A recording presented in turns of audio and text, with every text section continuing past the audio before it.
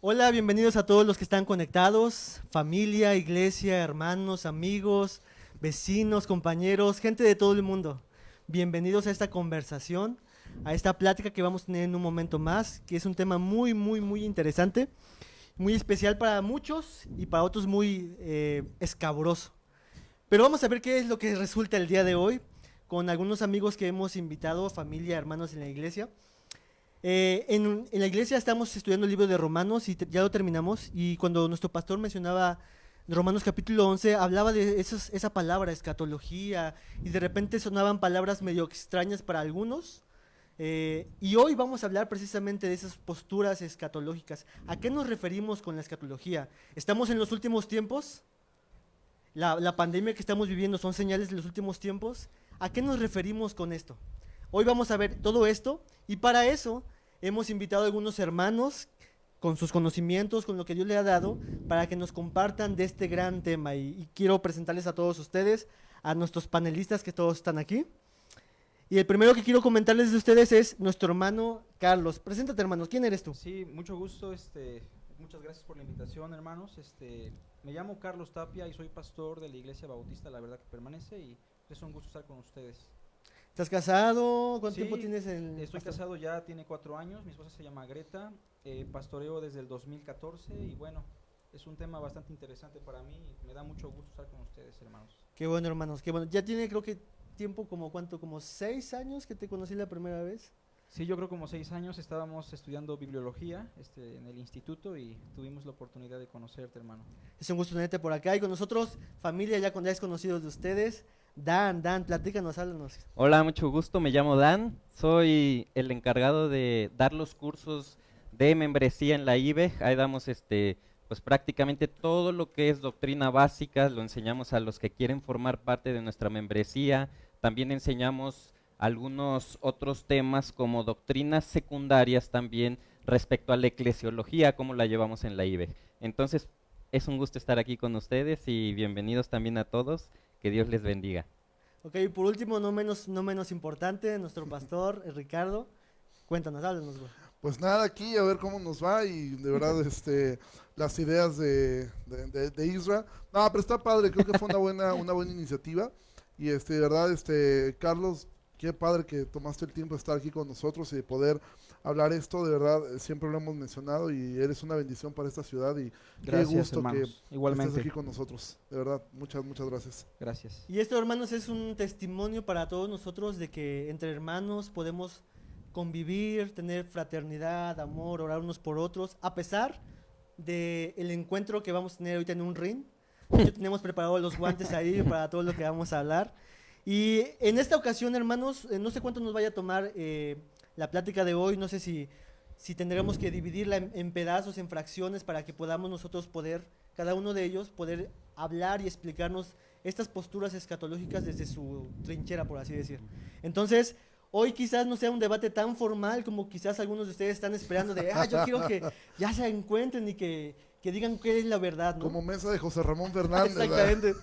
Hoy quizás no lo haremos tanto así, solamente queremos presentar de manera informativa qué es esto de escatología, qué es esto de estas posturas interesantes. Y antes de empezar, ayúdenme por favor todos los que están ahí conectados, compartan el link, mándenle este mensaje a cualquier persona que conozcan, creo que será de edificación, de bendición, tanto creyentes como no creyentes, compártanlo. Y antes me gustaría que hiciéramos una oración, ¿sale? Claro. ¿Les parece? ¿Alguien pudiera hacer la oración? ¿Dan? Sí, claro, con gusto. Dios mío, te agradecemos este día. Gracias te damos porque podemos juntarnos, Señor, un grupo de hijos tuyos para poder platicar estos temas. Padre, sabemos que tú nos has dado la salvación. Señor, te agradecemos por ello y porque esto nos une, Señor, el Evangelio. Y ahora que vamos a hablar de estos temas, Señor, de los últimos tiempos, te pedimos, Padre, que cada uno de nosotros esté consciente de qué es doctrina secundaria, Padre, y que cada uno de nosotros pueda mostrar, Señor, a los que nos están escuchando el día de hoy, cuál es la postura con claridad, Señor. Bendito seas, te agradecemos este tiempo y te agradezco mucho por mis hermanos aquí presentes en el nombre de tu Hijo amado Cristo Jesús. Amén. Amén. Amén. Bien, antes de empezar con la discusión para ver cada detalle de postura, esa palabra de escatología para quizás muchas personas es desconocida, no saben qué es escatología o tienen una idea vaga. vamos a tratar de llegar a este punto en la mesa. ¿Qué es en primer lugar escatología? ¿Alguien que quisiera decir? Carlos. Sí, como no. Bueno, la palabra escatología surge de dos vocablos griegos. Uno es la palabra escatos, en referencia a lo último o a lo que es al final de la historia, y la otra palabra logos, que se puede traducir como razonamiento o tratado. En ese sentido, la palabra escatología es una materia dentro de la teología que estudia los acontecimientos finales previos a la segunda venida de Cristo. Básicamente de eso versa la escatología. Ok, ¿alguien más que quiera añadir algo? Pues básicamente eso, o sea, es el estudio de las últimas cosas. Creo que es importante ver que la terminología es importante porque te reduce, es decir, la doctrina de los tiempos finales te lo reduce en una sola palabra. Entonces, totalmente de acuerdo, o sea, eso es la escatología. Sí, a veces cuando platican con algunas personas o platicamos, de repente sonan términos que para muchos es decir, pero es que no me hables de eso porque eso no está en la Biblia. La palabra escatología no viene en la Biblia, por así decir, no, otro tipo de palabra. Pero como decía Ricardo, es muy importante ver que esta palabra nos ayuda a entender y de manera resumida lo que queremos decir. Ahora, al menos en la historia de la iglesia ha habido 4 posiciones más predominantes. El amilenialismo, el premilenialismo histórico, clásico, el postmilenialismo, que hoy no tenemos ninguna postura postmilenial, y me falta uno, el amilenialismo. El premilenialismo dispensacional. El premilenialismo dispensacional. Ok, hoy tenemos 3 posturas solamente diferentes. Ricardo va a representar la postura premilenial clásica, histórica. Dan va a representar la postura Premilenial dispensacional. con una visión dispensacional, y Carlos va a presentar la postura amilenial. Ahora, alguien de los que estamos aquí o de los que nos están escuchando posiblemente diga, es que si el hermano piensa diferente a mí es un hereje. Y inmediatamente vamos y corremos a decir, si piensas diferente a mí, estás diciendo una herejía. ¿Eso es correcto? ¿Qué piensan acerca de eso? Yo pienso que el término hereje se ha usado ya de una manera muy a la ligera. Realmente cuando hablamos de una persona, hereje, estamos hablando de una persona prácticamente que ha apostatado, una persona que ha renunciado a la fe verdadera y ha caído en una herejía. Entonces, creo que es muy peligroso empezarnos a tachar de herejes. Es algo que yo veo muy común en ciertas páginas que defienden tanto la escatología y su postura, y comienzan con tal de convencer al otro y a falta de argumentos para convencer, entonces comienzan a construir lo que se conoce como muñecos de paja.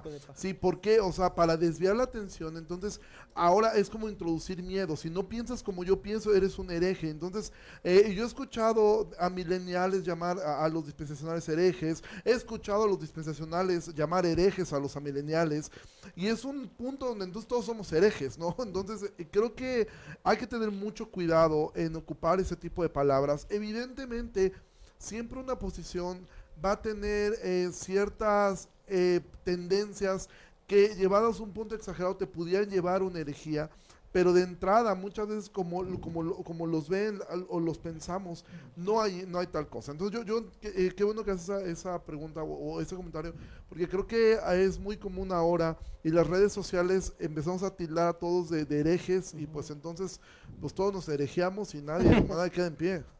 Incluso las herejías siempre van en contra de la doctrina básica, ¿no? Entonces, mientras nosotros no hablemos en contra de la Biblia, en contra de la persona de Dios, en contra de la salvación, o incluso en contra de la posición del hombre como tal, entonces no estamos hablando de herejías, estamos hablando de algunas diferencias doctrinales en cuestión secundaria de la palabra de Dios. Ok, muy importante lo que acabas de decir. Bueno, a mí me gustaría mencionar que lo que vamos a exponer son posturas con respecto a la escatología, y como toda corriente teológica puede llegar a tener fallas, ¿no? La invitación, hermanos, es que ustedes analicen las escrituras de manera inductiva, y bueno, no precisamente va a ser un hereje aquella persona que enseñe un error. El ejemplo lo tenemos con el apóstol Pedro, que cuando empezó a proponer un evangelio diferente en la carta a los Gálatas, en definitiva estaba predicando ya una herejía que iba en contra del mismo evangelio, ¿no? Sin embargo, no lo tachamos de hereje, simplemente se le confronta como lo hizo el apóstol Pablo, y posteriormente, si es de Dios, pues va a retornar a la verdad. Al final de cuentas, nuestro núcleo es la escritura, hermanos. Así es. Ok, entonces no podemos ir inmediatamente a llamar a una persona hereje, sino ver precisamente lo que tú decías, sus doctrinas fundamentales, primarias, elementales. Ahora, antes todavía de pasar a nuestro tema importante, quiero que ustedes puedan decirle a la audiencia la importancia de la escatología. Porque muchas gentes a veces, solamente por escuchar ese término, es de, ya mejor me voy, no quiero saber nada de escatología, siempre hay discusiones y peleas, yo solamente sé que Cristo viene y eso es importante para mí. ¿Es importante estudiar la escatología? ¿Es importante el estudio? ¿Qué piensan? Sí, en definitiva es importante porque nuestro Señor Jesucristo, quien es el fundamento de la congregación de los santos, pues ahondó bastante sobre la segunda venida, el asunto de los acontecimientos finales. Casi todas sus parábolas y sus enseñanzas versan sobre qué es el reino de Dios, en qué consiste el reino de Dios.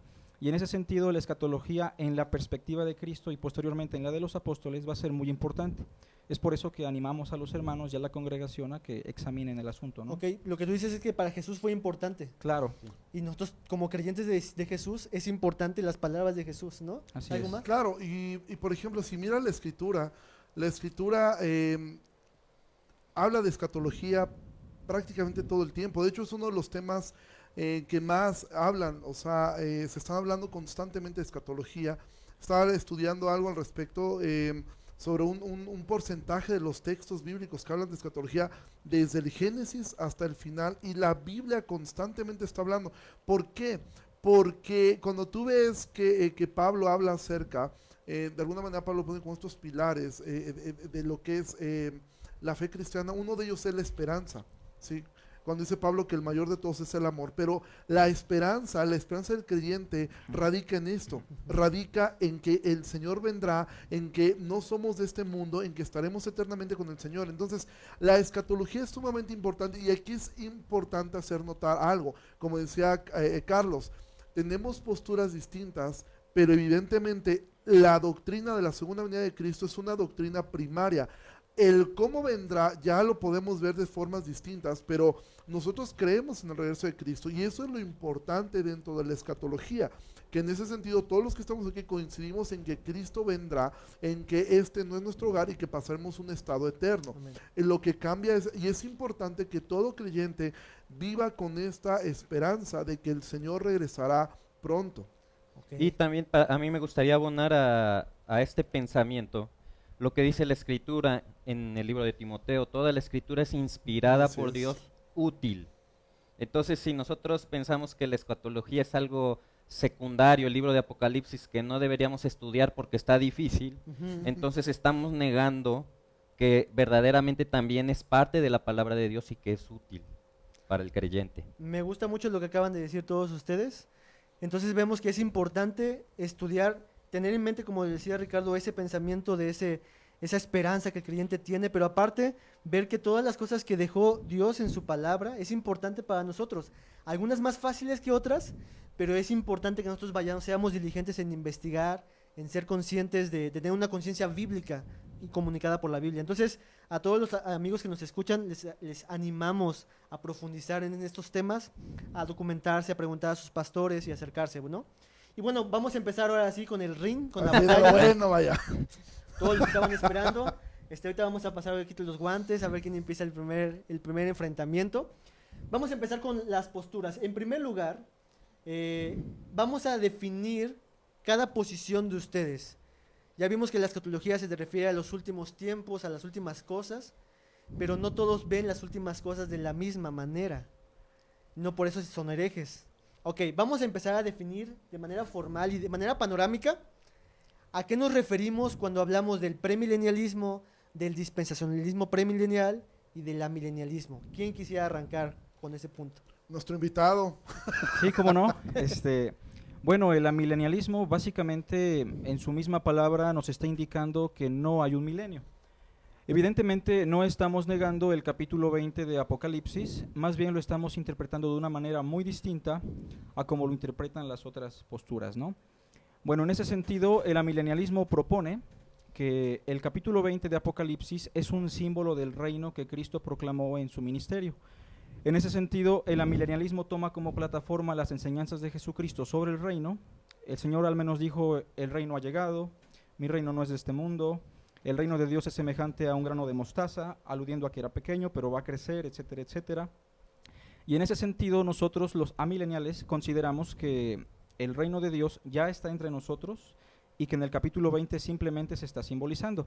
Ahora, para tener un panorama claro sobre esto, básicamente podríamos decir que el reino inicia con la encarnación del Hijo de Dios. Cuando el Logos se hace carne, se establece el reino, se empieza a desarrollar a medida que el Evangelio se empieza a predicar, y en la segunda venida de Cristo, pues llega a su plenitud. Básicamente ese es el panorama clásico del amilenialismo. En otras palabras, el paréntesis que abarca el amilenialismo es la primera venida de Cristo y la segunda venida de Cristo. Eso es el amilenialismo. En otras palabras, estamos viviendo en el milenio desde esta perspectiva. Ok, no sé si ahí nuestro productor tenga ahí la gráfica de lo que es el amilenialismo, ahí en las partes digitales, para que vean ustedes una gráfica de lo que está hablando de Carlos acerca del amilenialismo. ¿Está? Ok, perfecto. Bien, pues vamos a pasar entonces ahora a la segunda postura, que en este caso te voy a decir a ti, Dan. Ya vimos lo que es el amilenialismo, que dice, sin milenio estamos ya viviendo el milenio, interpreta Apocalipsis de manera simbólica. Vamos a ver qué nos dice Dan. Ok, bueno, el premilenialismo dispensacional lo que busca es, a través de un sistema de interpretación de la palabra de Dios que no empieza en Apocalipsis, empieza desde Génesis, habla de periodos de tiempo en los cuales Dios pide algo específico al hombre y que cumpla con ciertos requerimientos de Dios. Podemos ver la inocencia con el hombre en el huerto, podemos ver la conciencia con el hombre fuera del huerto, el gobierno humano cuando la humanidad entra después del diluvio a lo que es un nuevo mundo que ya estaba inundado, ¿verdad? Y después la promesa con Abraham. Ese es el cuarto. El quinto, vamos a ver que tenemos la ley que parte a partir de Éxodo capítulo 20 con Moisés. Y entonces después entramos a la gracia con el Espíritu Santo descendiendo sobre la iglesia. Después de este periodo de la gracia, que va a terminar también, vamos a la parte del milenio. Entonces lo que hace el dispensacionalismo es ver las etapas diferentes del hombre, qué pide Dios específicamente al hombre en cada etapa, y entonces ahí es donde empezamos a acomodar los hechos que vemos en Apocalipsis. Ok. Entonces ya tenemos dos visiones, el amilenialismo y el premilenialismo. El premilenialismo dispensacional pone un milenio literal. ¿Correcto? En la segunda venida de Cristo. Por ahí creo que salió en la gráfica Sí, ¿o quieres mostrar? Incluso por ahí a mí me gustaría añadir, si pudieran ahí poner la gráfica. 1TV. Ok. Bueno, en esa gráfica que ustedes ven, al igual que en el amilenialismo, ustedes van a ver la primera y la segunda venida de Cristo. Lo que nos difiere con la siguiente postura que vamos a ver con Ricardo es que el dispensacionalismo cree en un rapto secreto de la iglesia en el cual va a inaugurarse un tiempo en el cielo donde se darán galardones a unos y en la tierra donde empezará el tiempo de tribulación, y ese momento en el cual será puesto a prueba todo el mundo inconverso. Entonces, esa es una de las características especiales y diferenciadoras de lo que es el premilenialismo dispensacional. Ok, muy bien. Vamos a ver qué nos dice Ricardo, porque creo que todo concuerda con todos, ¿no? Sí, no. Bueno, de entrada, no sé si me puedes apoyar poniendo la gráfica mía, tú me dices cuando esté. Bueno, el premilenialismo histórico, básicamente, de hecho ahí dice tradicional, cosa que Israel aquí me hizo trampa, porque no debería ser tradicional, debería ser histórico. ¿Y por qué es importante esta parte? Bueno, porque las palabras son importantes. Claro. Esta postura, el premilenialismo histórico, como su palabra lo dice, como su definición dice, es la postura más temprana de la cual tenemos conocimiento, por lo menos. Obviamente yo que mantengo esta postura, yo creo que esta es la postura que tenían los apóstoles. Y básicamente la diferencia que tiene con la postura dispensacional es prácticamente el rapto. ¿Sí? Nosotros no, por lo menos yo no miro un rapto secreto de la iglesia, sino veo la segunda venida de Cristo como un solo acto. Ahora, la diferencia entre Israel y la iglesia, prácticamente ¿cuál es? No vemos una sustitución, pero tampoco vemos una salvación totalmente étnica, sí geográfica, y eso es algo que me gustaría después explicar un poco más adelante. ¿Por qué razón?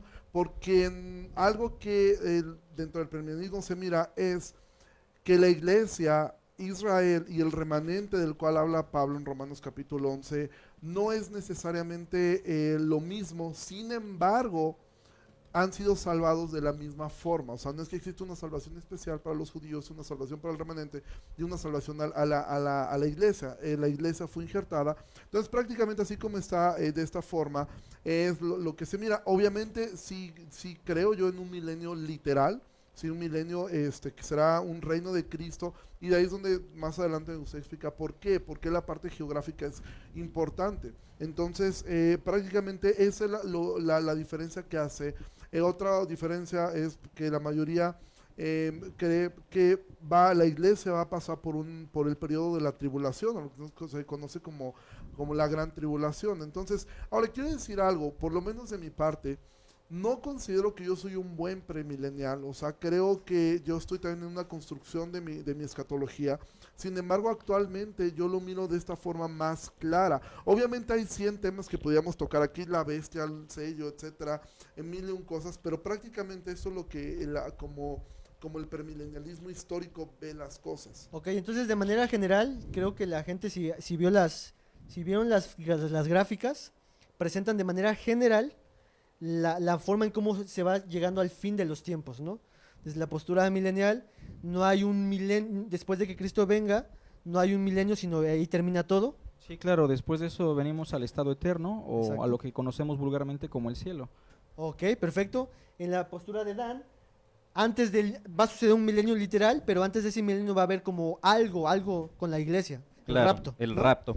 Y desde la postura de Ricardo, él no ve eso del rapto, solamente ve esos 1000 años después de la segunda venida de Cristo. Ok. Algo que dijo Ricardo que es importante resaltar aquí es que considero que algunos de los que estamos aquí no somos partidarios de manera pura con la posición como se dio en un inicio. Como que hemos adquirido ciertas cosas y algunas cosas las rechazamos. Entonces lo que van a escuchar hoy va a ser la cosmovisión desde lo que ellos tienen y lo que ellos entienden como la postura que manejan en cuanto al fin de los tiempos. Porque si te escuchaba un premilenial, diría, no, es que eso no es premilenialismo. Sí, de hecho creo que no lo es. Y así igual con algunos de nosotros, diría lo mismo. Ahora, algo que quisiera que pudieran ustedes comentar es los mitos que existen respecto a su postura. Porque mucha gente ya cuando escucha la palabra amilenial, viene a su mente, mi hermano es así. Desde su punto de vista, ¿cuáles mitos ustedes dirían, esto yo no es lo que creo, yo no creo esto? ¿Alguien? Sí, bueno, con respecto al sistema amilenial, uno de los mitos que más circulan dentro del cristianismo es que negamos el capítulo 20 de Apocalipsis, ¿no? Donde se habla de los 1000 años. La realidad es que no estamos negando que ese capítulo sea inspirado, tampoco estamos negando que ese capítulo tenga un significado. Lo que sí estamos negando es que ese capítulo sea literal. El amilenialismo lo que busca es interpretar a la luz de el estilo bíblico y el estilo gramatical lo que se dice básicamente en el capítulo 20. En ese sentido no estamos negando el capítulo 20, no estamos negando que sea inspirado por Dios, simplemente lo estamos interpretando de acuerdo a la naturaleza literaria del documento, en este caso un documento apocalíptico. Ok, entonces lo que dice una de las cosas es de que la gente luego empieza a decir, ustedes niegan el Apocalipsis 20 y ustedes no creen en lo que la Biblia dice y por lo tanto no estoy de acuerdo contigo, ¿no? Sí, claro, muchas personas llegan a decir es que tú no crees en este capítulo, si ahí lo dice, lo debes de creer. Bueno, es que sí lo creemos, simplemente lo estamos interpretando a la manera como se debe interpretar bajo la perspectiva de la literatura apocalíptica, ¿no? Que es un estilo literario propio del judaísmo, pero no se está negando que sea inspirado por Dios, no se está negando que tenga un significado, simplemente se está tratando de una manera especial como trataríamos un documento poético, como trataríamos un documento profético, y en ese sentido pues tenemos una creencia específica sobre ese capítulo sin negar que sea inspirado por Dios y que viene de Dios. Ok, perfecto. Sin embargo, bueno, yo aquí no es que ya quiera empezar a debatir, Dale, pero dale. aquí es importante, digo, aprovechando que tengo un amilenial, es ¿cómo deciden ustedes eso? Porque de repente sí se me es un tanto a mí arbitrario cuando escucho una milenial, cómo decide qué es literal, qué no es literal, y que creo que ese es uno de los aspectos quizá que yo he encontrado un poco débiles en el amilenialismo, en cuestión de cómo es que se decide, bueno, esto es literal, porque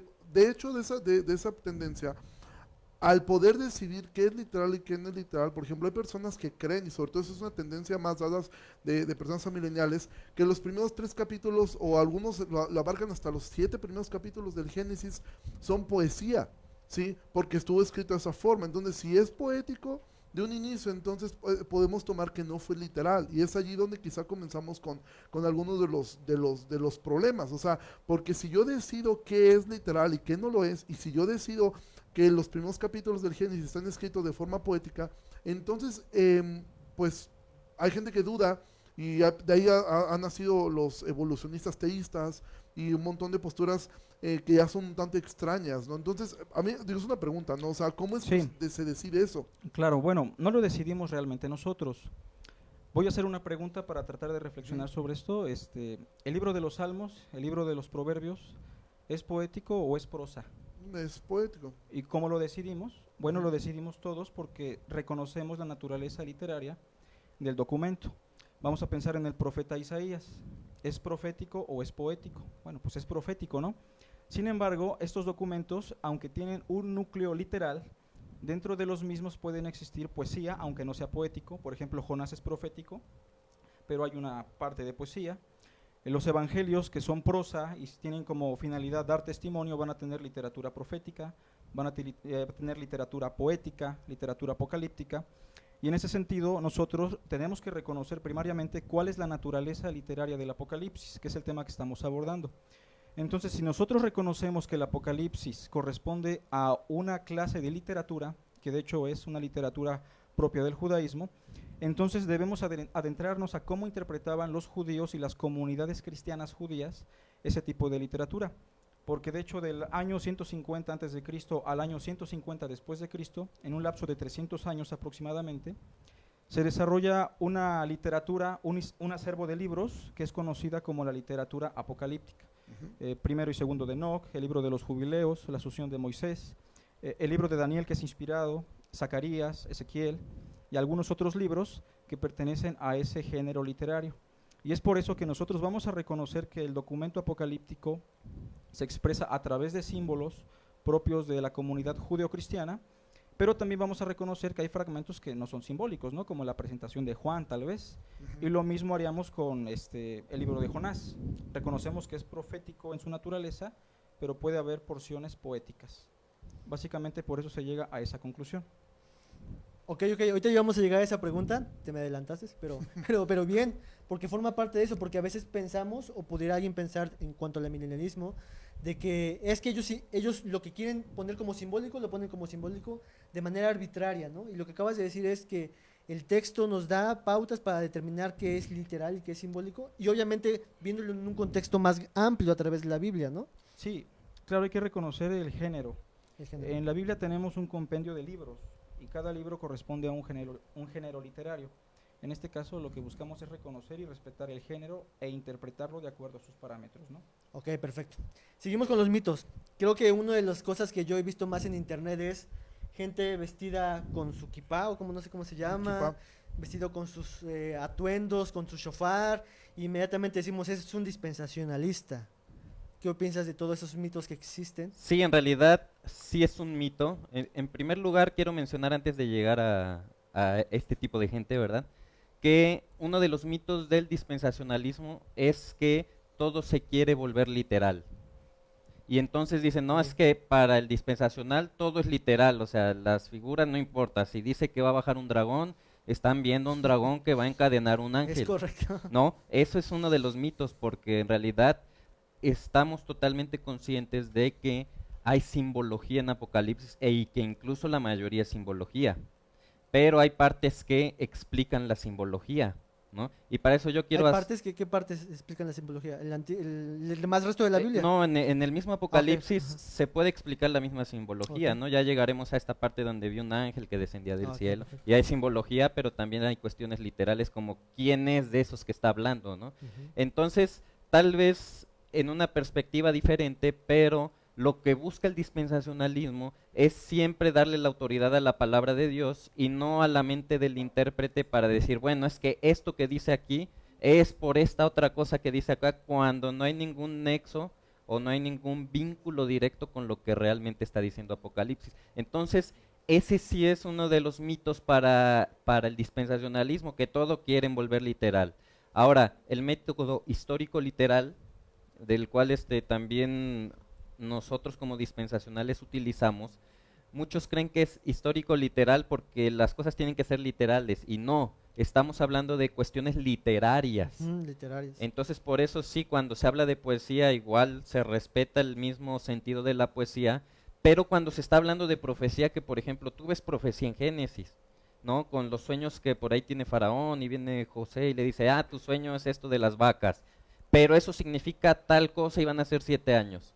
Y entonces, literalmente, ahí sí en cuestión de literalidad, no de literario, sí se cumplen los 7 años que José le dice a Faraón que se iban a cumplir, ¿no? Entonces hay elementos de la profecía que se hablan en cuestiones de números y de años que verdaderamente sí se cumplen como tal. Lo vemos a lo largo de todo el Antiguo Testamento, y por lo tanto tenemos elementos para decir que cuando en Apocalipsis se dicen 1000 años y no se dicen como 1000 años, entonces tenemos que creerle a la palabra de Dios en ese pasaje y decir, bueno, es que aquí dice 1000 años como tal, dice 144,000 y no dice como 144,000, ¿no? Entonces las figuras yo las identifico cuando antes de la palabra dice vi como entonces eso es un símbolo, pero cuando dice algo en específico, que el agua se convierte en sangre, entonces para nosotros es algo que se va a convertir en sangre, ¿no? Ok. Entonces es uno de los mitos esos que inmediatamente pensamos, o pueden pensar la gente, al menos en tu convicción, en tu cosmovisión, no es que todo lo interpretes de manera literal, sino que, como decía también Carlos, ¿no? Su género, su libro lo interpreta, ¿no? Exactamente. Ok, Ricardo, ¿quiero decir algún mito? Pues quizá de los mitos más comunes, una es asociar directamente siempre hacia el dispensacionalismo, y dos, que creo que aquí sí compartimos algo, es pensar que las personas que creemos en lo que Romanos 11 llama la salvación, entonces todo Israel será salvo, quiere decir que somos sionistas y que estamos con la bandera de Israel y orando en hebreo y usando kippah y con el shofar en las mañanas, y eso es un mito. Sí, o sea, eso realmente, de hecho yo te puedo decir, o sea, de este lado no conozco yo premileniales de esa forma de pensar. Creo que es un mito. Otro mito, y bueno, aquí lo digo meramente por compartir algo. Hay un mito también sobre el dispensacionalismo que es todo el tiempo, yo creo que nunca está en un debate donde no se argumente esto. Es que eso fue de Darby para adelante, antes de Darby no existía absolutamente nada de eso. Y de hecho creo que eso simplemente habla de un desconocimiento de la historia de la iglesia, porque desde antes del siglo X ya existían autores puritanos que hablaban acerca de esto, se hablaban de un rapto de la iglesia. Hay un libro que me gustaría recomendar a algunas personas, que es un libro que está en inglés, se llama Dispensacionalismo antes de Darby, de William Watson. En este libro, él documenta personas del siglo X, puritanos, algunos de ellos como Thomas Drake, Jeremiah Burroughs, que hablan acerca de esta posición, o sea, son parte de los mitos que se tienen y que se intenta siempre descalificar. Es que esto no existía antes de Darby, no, sí existía. O sea, esa postura ya existía acerca de un rapto secreto de la iglesia. O sea, no es algo propiamente que Darby inventó, ¿sí? Porque para mí sería el mismo argumento sobre el amilenialismo. Sí, o sea, Agustín lo inventó y no es cierto. O sea, había desde antes personas que miraban esto de esa forma. De ahí que por eso mismo creo que el premilenialismo histórico, por eso se llama histórico. Sí, entonces, aunque le hayas puesto tradicional. Entonces, creo yo que son quizá de los mitos más comunes de pensar que cuando uno... yo no oro por la paz de Jerusalén, obviamente sí quiero que les vaya bien como quiero que le vayan a los chinos, ¿no? Pero no es un asunto de sionismo. Entonces, yo sí miro que sí existe la realidad, que existe mucho sionismo a veces dentro del premilenialismo, como también tengo que decir esto, yo también he encontrado antisemitismo del lado amilenial, ¿sí? Entonces, creo yo que quizás sea uno de los mitos más grandes que se tiene. E incluso qué bueno que lo mencionaste, porque no lo contesté hace un rato del kippah y de los judíos, porque muchos creen que el dispensacionalista le da una posición preeminente a Israel como tal, pero en realidad lo que el dispensacionalista busca es no formar parte de Israel, ¿Por qué? Porque Israel va a pasar por la tribulación. Ok. Entonces, ¿cómo yo quisiera ser un israelita o ser parte de los beneficios que va a traer Israel si para Israel viene el momento de la prueba en la gran tribulación? Yo quiero ser parte de la iglesia porque así seré raptado y no pasaré por este tiempo. Ok, eso lo vamos a ver un poquito más adelante, exactamente, verle lo del rapto, lo del pueblo de Israel, qué tiene que ver con nosotros. Claro. ¿Algo quieres decir antes de que pasemos a otra cosa? No, estamos bien Perfecto. con eso. Muy bien, pues ya hemos visto algunos mitos, hemos visto alguna, de cierta forma, alguna definición de lo que es las posturas. Algo que quisiera resaltar porque a veces pudiéramos como equiparar, es que el premilenialismo histórico, tradicional, es lo mismo que el dispensacional, pero no es así, ¿verdad? ¿Cuál es la diferencia que hay entre ustedes? Prácticamente el rapto y la forma de ver, quizá, bueno, aquí tendría que escuchar lo de Dan, pero quizá el ver la salvación de Israel, o sea, quizá el dispensacional lo mira más en un asunto étnico y yo lo miro más en un aspecto geográfico, sí, que evidentemente tiene que ver con la gente que habita ahí, pero más como un espacio geográfico que un asunto étnico. Sí, definitivamente es la cuestión del rapto y obviamente al momento de verlo dispensacionalmente, el rapto cambia el orden de los asuntos de la tribulación, ¿no? Porque para el dispensacionalista la tribulación no es algo que por lo que va a pasar la iglesia, y para el histórico en realidad la iglesia tiene que pasar por la tribulación, es parte de la prueba, ¿no? Entonces Ok. esa es la diferencia principal. Sí, eso es principalmente para todos los que nos ven, para que vean que no es igual un dispensacionalista premilenial con un premilenialista histórico. No es igual. Obviamente el amilenismo está radicalmente opuesto porque no ve el milenio como de manera literal, de 1000 años literales, sino simbólicos. Ya que tocamos esa parte de simbólicos, ustedes desde su punto de vista, Apocalipsis, ¿qué género literario es? ¿Qué género literario predomina en Apocalipsis? ¿Cómo, cuando ustedes leen Apocalipsis, con qué lentes lo miran? ¿Literal, simbólico, desde su punto de vista, desde su postura?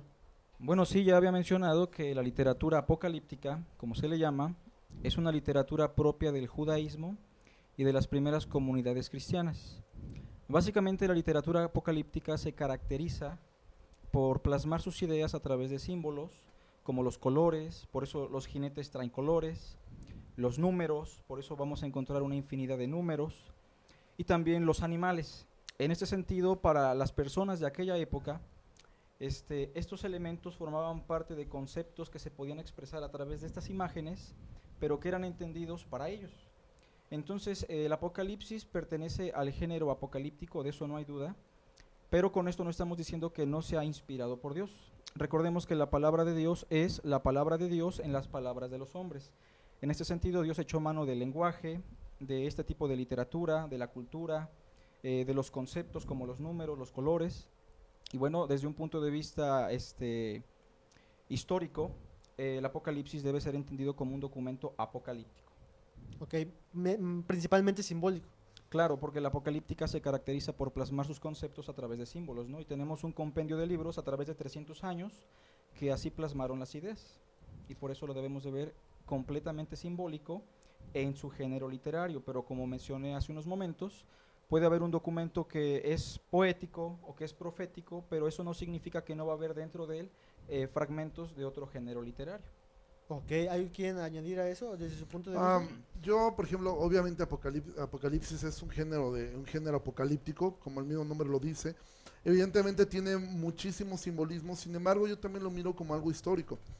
Por ejemplo, si tú miras el libro de Daniel, cuando Daniel, la estatua que ve Nabucodonosor, las 4 bestias, desde la posición que yo tengo, pues está hablando claramente de 4 imperios, ¿sí? O sea, aunque es algo simbólico, pero fue algo que tuvo un cumplimiento histórico después, ¿sí? El imperio babilónico, el imperio persa, el imperio griego y el imperio romano. Entonces, sí es algo que está plasmado de simbolismos, pero que es algo histórico, es algo que va a ocurrir. Aquí es donde evidentemente hay diferencias en si ya ocurrió o va a ocurrir, pero el punto es que Apocalipsis, lo que está ahí plasmado es algo que al momento de ellos verlo, era algo que iba a ocurrir, ya fuera en el año 70 o ya fuera cuando el Señor regrese. Entonces, yo miro de esa forma los documentos apocalípticos, o sea, que sí están cargados de historia, o sea, historia del futuro, y esto es lo increíble de cómo realmente ya está incluido esta parte. Para Dios todo lo que va a suceder ya es historia, o sea, Él lo conoce. Entonces, yo miro así los documentos apocalípticos.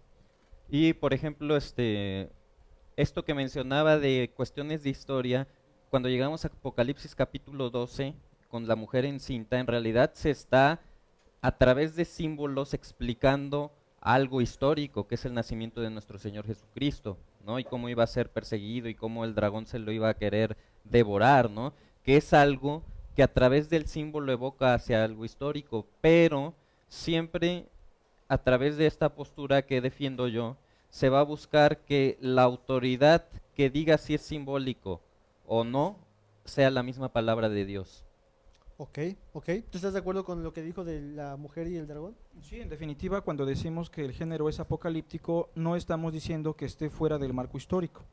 Al menos desde mi perspectiva, el Apocalipsis se escribe en la década de los 90, cuando estaba reinando Domiciano, de la dinastía Flavia, y en ese sentido creo que debemos respetar el contexto gramatical, histórico, cultural, así como cuando estudiamos Romanos, Gálatas, Mateo. Y en este sentido, creo que el Apocalipsis debe ser interpretado a la luz de su marco histórico en cuando fue escrito y a quienes fue escrito. Porque el Apocalipsis no fue escrito para nosotros, fue escrito para las 7 iglesias de Asia Menor, pero tiene implicaciones para nosotros. En ese sentido, no lo desligamos de la historia, no lo desligamos de la cultura, del lenguaje, simplemente estamos diciendo que su naturaleza literaria en general es apocalíptica, es simbólica, pero claro que tiene un marco histórico, ¿no? Y eso lo tenemos que considerar. Sí, yo creo que eso es muy importante, respetar el contexto cultural e histórico. Pasemos a un texto de la Biblia, para ver entonces cómo es que ustedes, en su postura, en su visión, ven este texto. Apocalipsis 21 y 2, les leo a todos, dice: vi a un ángel que descendía del cielo, con la llave del abismo y una gran cadena en la mano. Y prendió al dragón, la serpiente antigua que es el diablo Satanás, y la ató por 1000 años. Más adelante el versículo 7 dice: cuando los 1000 años se cumplan, Satanás será suelto de su prisión. ¿Cómo es que ustedes llegan a la interpretación de estos, vamos a hablar solamente en este caso de los 1000 años? ¿Qué significa y cómo es que llegan a esa conclusión de que esos 1000 años representan lo que ustedes creen? ¿Quién quiere empezar con ese punto? Bueno, yo porque creo que es algo literal, porque el libro de Apocalipsis comienza mencionando 7 iglesias, y son 7 iglesias, no son 15, o sea, son 7, ¿sí? Entonces, de ahí comienza a hablar acerca de 12, de 24 ancianos, y son 24, o sea, no son 32, son 24. Entonces, cuando da los 144,000, aún toma el tiempo de definir 12,000 de esta tribu, 12,000 de la otra, 12,000 de la otra. Entonces, creo que Apocalipsis va construyendo todo esto de una forma muy clara, dando números exactos que evidentemente, a mi entender, no son simbólicos, son literales, ¿sí? Porque si son 7 iglesias, pues son 7 las que expuso allí, en lugares específicos. Entonces, cuando llegamos al número 1000, en el Apocalipsis, en el capítulo 20, yo miro esto como algo de una forma literal, porque el libro lo va arrojando de esta forma, ¿sí? Entonces, eso es el primer motivo. Obviamente hay otras motivaciones por las cuales creo esto, que son las profecías que hablaban, por ejemplo, en la mente judía existía la escatología judía, contemplaba un tiempo de restauración de Israel. Tanto es así que cuando Jesús asciende al cielo, los discípulos le preguntan: ¿restaurarás el reino de Israel en este tiempo? Sí, y Jesús les responde: no es de ustedes saber los tiempos ni las razones, que solamente están en la potestad del Padre. Entonces, esa es la razón por la cual yo sí miro el milenio como algo literal. Ahora, de acuerdo con lo que comentaba Carlos, creo que el contexto histórico de cada persona quizá lo hace ver. Por ejemplo, nosotros aquí nos faltaría una postura. Sí. La postura postmilenial, que quizá actualmente sea la que menos impera. Sí, que esta postura, bueno, para los que no nos ven, prácticamente se define de esta forma. La iglesia va a llegar a un punto de gobierno total, prácticamente 1000 años de prosperidad, y el Señor va a venir prácticamente por una iglesia que ya ha conquistado el mundo. ¿Sí? Ahora, esta postura fue muy popular en una época de la historia. Antes de la revolución industrial fue sumamente popular. En la revolución industrial, al ellos comenzar a mirar cómo todo iba súper bien, ellos dijeron, bueno, y la mayoría de ellos cristianos, quizás nominales, pero cristianos, muchos de ellos miraban, esto va súper bien. ¿Cuándo esta postura comienza a perder fuerza? En la Primera Guerra Mundial, cuando ven que el mundo no va a mejorar, sino que va a empeorar. Y en la Segunda Guerra Mundial prácticamente queda sepultada esta postura, porque era una postura muy popular, porque veían una época de mucho progreso, y ellos miraban que todo estaba súper bien. Pienso yo que evidentemente para los creyentes del primer siglo, sí, cuando vino la destrucción del templo y todo, ellos miraron esto como lo peor que les estaba ocurriendo. Bueno, habría que preguntarle a los judíos de la Segunda Guerra Mundial, del Holocausto, también cómo ellos vivieron esta matanza y otras más que hubieron durante las cruzadas. Entonces, esa es la razón por la cual yo no puedo mirar el libro de Apocalipsis con un cumplimiento en su mayoría en el año 70, sino como algo que está hablando hacia un futuro. Entonces, para mí esa es la razón. Esos son los dos argumentos que yo tengo, un argumento como lo miro en la Biblia, ¿sí?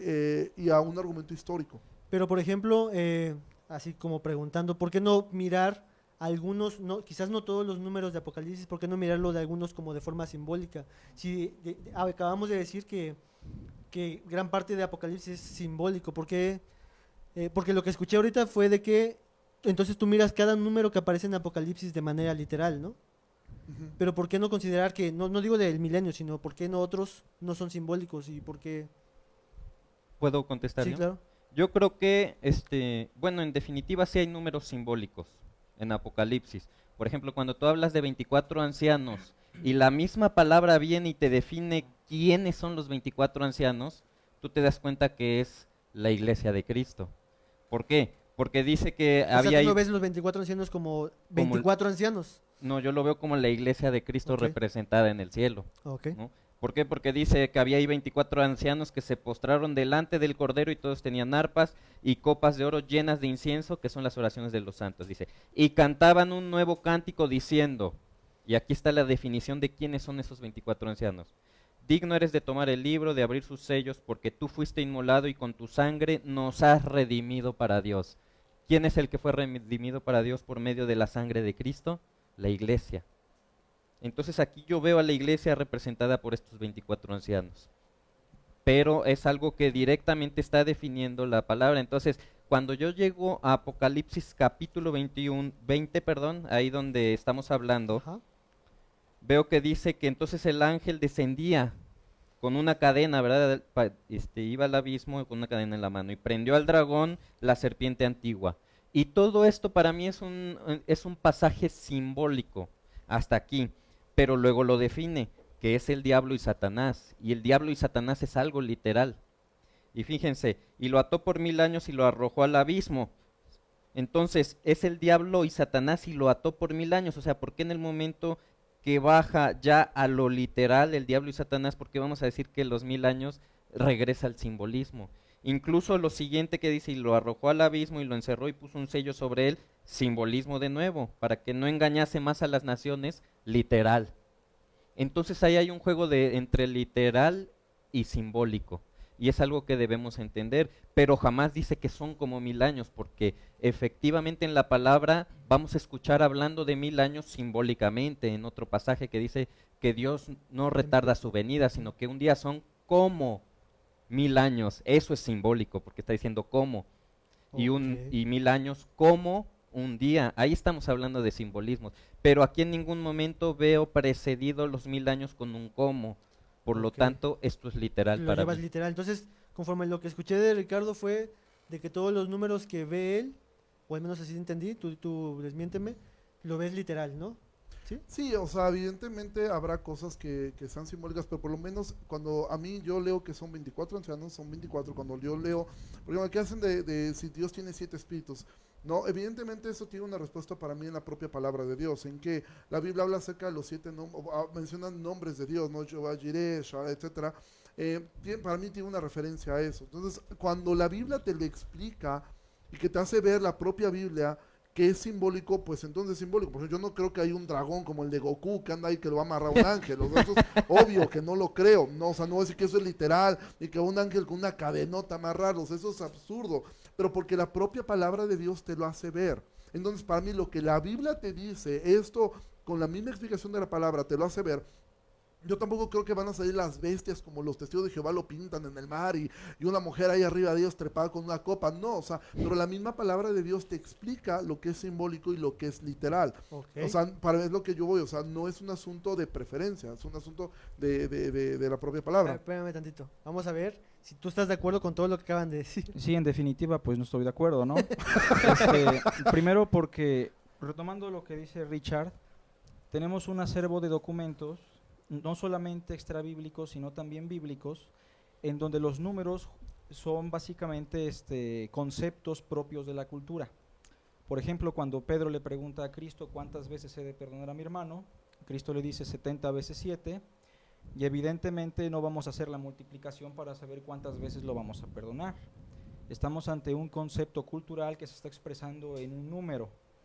Lo mismo pasa cuando encontramos otros pasajes en la Biblia. Y retomando lo que dice Dan, el cómo, esta preposición, no siempre indica que hay una figura. O sea, no vamos a pensar que cada vez que hay una figura se nos va a avisar con el cómo o con el semejante. Las parábolas, por ejemplo, que son figuras de comparación, siempre son precedidas por el reino de los cielos es semejante a. Pero, por ejemplo, la metáfora, que es una figura de comparación también, no usa el cómo. La metáfora simplemente dice, yo soy la luz, yo soy la puerta, vosotros sois, y nunca te dice el cómo. En ese sentido, no es un argumento convincente dentro de las figuras de dicción pensar que el cómo siempre te va a avisar que hay una figura. Realmente tenemos que estudiar primeramente las categorías de las figuras de dicción, sean de comparación, de ilusión, de relación, antropomorfismos, y de acuerdo a la figura podemos llegar a una correcta interpretación.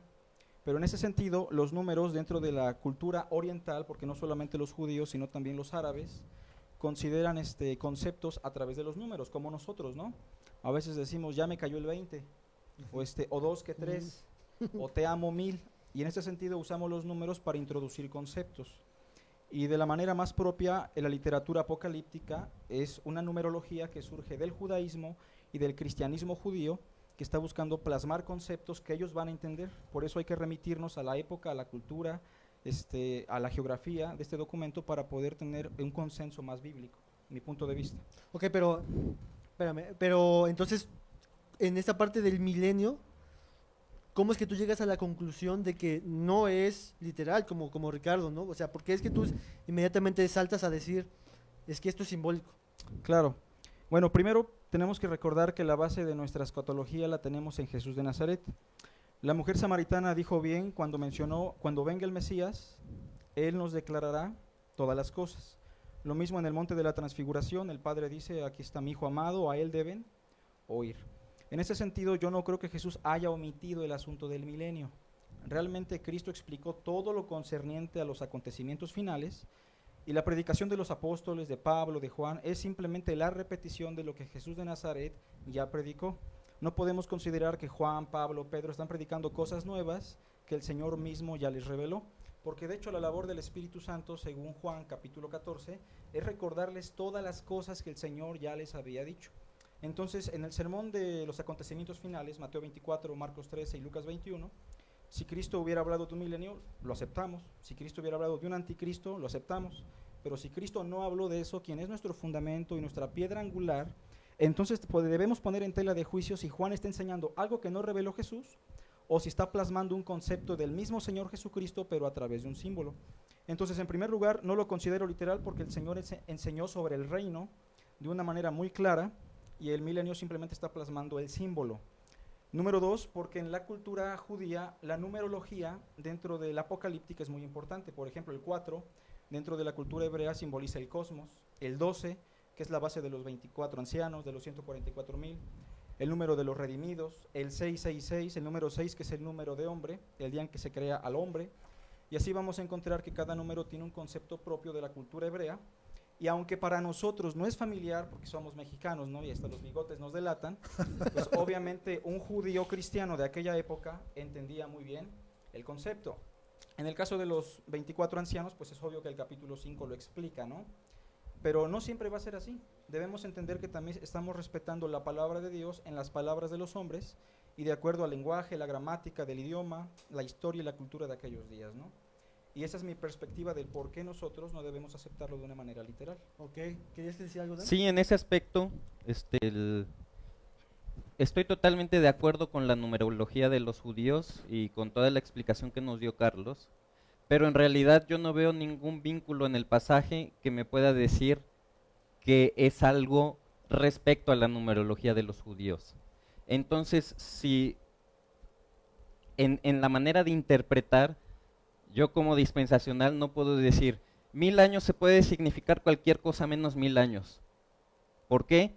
Porque ahí estoy viendo 1000 años y ningún otro vínculo que me diga que significa algo diferente a 1000 años. Okay. Entonces, yo prácticamente lo que hago es supeditar mi mente y decir, si aquí me dice que son 1000 años y no hay nada vinculante que me diga que es algo por los judíos y sus numerologías y esto, entonces yo tengo que supeditarme a lo que la palabra me permite. Ok, ¿Ok? ¿Tú no ves, por ejemplo, una relación entonces de que ese número sea interpretado por la visión judía de esos 1000 años de manera, o sea, simbólica? Como no lo ves en esa referencia, inmediatamente la Claro. conclusión es lo que sigue, ¿no? Y- La otra opción. E incluso algo que me arroja muchísima luz es que va a pasar algo cuando sean cumplidos los 1000 años. O sea, ahí está hablando de un transcurso de tiempo. Cuando se transcurra este tiempo en específico va a pasar algo que va a ser soltado Satanás para engañar por un poco de tiempo otra vez a las naciones. Y por ahí escuchaba alguna otra cosita que decía Carlos respecto a que los apóstoles no dieron nueva información a lo que Jesús ya había enseñado como tal. Sin embargo, cuando yo llego al libro de Efesios capítulo 3, versículo 8, Pablo dice, a mí que soy menos que el más pequeño de todos los santos, me fue dada esta gracia de anunciar entre los gentiles el evangelio de las inescrutables riquezas de Cristo y de aclarar a todos cuál sea la dispensación del misterio escondido desde los siglos en Dios que creó todas las cosas. Entonces a Pablo le es dado el dar a conocer un misterio que había estado escondido. Y ya llegaremos a eso cuando hablemos de cuestiones. Más adelante yo veo una pregunta que se va a hacer al respecto. Pero Pablo definitivamente expresa algo que había estado escondido y que a él, que era el menor de todos, se le había dado el poder enseñar esto. Y era que, más adelante dice, que a través de los gentiles sería dado el dar el evangelio, ¿no? El evangelio. Entonces ahí hay cuestiones que sí verdaderamente, y yo tengo una convicción respecto a lo que Cristo dijo y a qué se refiere, pero sí es una realidad que cosas que estaban ocultas sí se les dio específicamente a personas para que las dieran a conocer. Ok. Y quizá también respecto al milenio, digo, yo sé que aquí parece que somos 2 contra 1, porque estamos hablando del milenio. Cuando hablábamos del rapto, seríamos 2 contra el Dan, pero pero hablando del milenio, a mí quizá otro de los argumentos es, yo no recuerdo, quizá Carlos ahorita me puede corregir de esto, yo no recuerdo en la Biblia una sola vez donde se mencione un número y la palabra año juntos y que no sea de forma literal en la escritura. ¿Sí? Entonces, haciendo una hermenéutica y viendo esta parte, siempre, por ejemplo, lo que mencionaba el de perdonarás a tu hermano 70 veces 7, bueno, eso era un hebraísmo, era una forma coloquial de hablar de ellos para decir algo, ¿no? Entonces, pienso yo que se pudiera mirar de esa forma, y sobre todo el mismo texto que quizá es, ahorita nos encerramos en esta parte meramente en definirlo, pero aún para mí el amilenialismo presenta algunos problemas en cuanto a lo que ocurre en ese milenio, ¿sí? Porque si el milenio ya está, que es la forma como ellos lo miran, o sea que el milenio ya está, no es algo literal, no es un tiempo literal de 1000 años, sino que es un estado, corrígeme si estoy mal, en el cual ya nos encontramos. Entonces, si estamos en esa forma, entonces el amilenial cree que el diablo, Satanás, está atado, ¿sí? Y bueno, mi pregunta es, si está atado, o sea, el mundo está peor, o sea, antes, entonces, ¿qué será cuando lo desamarren? ¿O cuándo es que lo desamarran? Porque el texto dice que será desatado. Entonces, es ahí donde ya viendo el texto Apocalipsis 20 comienzan para mí esos conflictos, porque si Satanás está atado en estos momentos, pues entonces no tenemos un enemigo, o sea, no tenemos un enemigo espiritual, solamente estamos luchando contra nuestra carne, porque no hay un enemigo, porque está atado, según el texto, está atado. Entonces, obviamente podemos pensar, bueno, está atado parcialmente, o está medio amarrado, o tiene una cadena muy larga, no sé, pero ese es quizá otro de los argumentos a considerar a favor de por qué lo veo así. Ok, entonces lo que estás diciendo es, si aceptas la idea de un milenio no literal, tienes una implicación en tu interpretación de, entonces, ¿qué pasa con Satanás, no? ¿De qué forma está atado? Porque entonces me llevaría a decir, esto no está sucediendo hoy en día, ¿no? Esa es la implicación que me estás diciendo. Sí, sobre todo porque Pablo mismo habla muchas veces acerca de que el Dios de Cecilia en Corinto le cegó el entendimiento. Entonces, la Biblia sigue, no ignoramos sus maquinaciones, contra los dardos en Efesios, cuando habla acerca de que el escudo nos sirve para contra los dardos del enemigo, etcétera. Entonces, Pablo sigue hablando de una actividad de Satanás, ¿sí? Nuestra lucha no es contra carne ni sangre, sino contra todo potestad. Entonces, si Satanás está atado, entonces ¿a qué se refiere Pablo? Ok, estamos en el tema del milenio, los milenios, si son literales o simbólicos, y estamos en el tema de ahora, que acaba de tocar él. ¿No quieres decir algo? Llevamos una hora, Ah, ya. Llevamos una hora. más de una hora. Ahorita vamos a ver cuánto nos alcanza. Yo sé que hay muchas preguntas en la audiencia, muchísimas preguntas. Aquí nuestro secretario, nuestro secretario que está aquí, acá en backstage, está recopilando las preguntas. Trataremos de responderlas, obviamente quizás no hoy. Vamos a tener que hacer quizás cada si Carlitos martes. puede cada martes para aquí, sería un explicar. honor, vaya. Ok, aquí ya comprometimos a Carlitos y a Dan. Y estamos en Reworks, también comprometimos aquí. Yo vine por los tacos que por Ok, Pues yo sé que- los estás perdiendo, los estás perdiendo. Yo sé que tienen muchas preguntas y las vamos a tratar de responder poco a poco, vamos a recopilarlas y poco a poco vamos a ir viendo. Yo tengo también muchas preguntas aquí que tenían para el programa, pero quizás hoy solamente nos estemos enfocando a lo que es el milenio, que ya vimos alguna parte, y ahorita Villa mencionó acerca de ese atar de Satanás.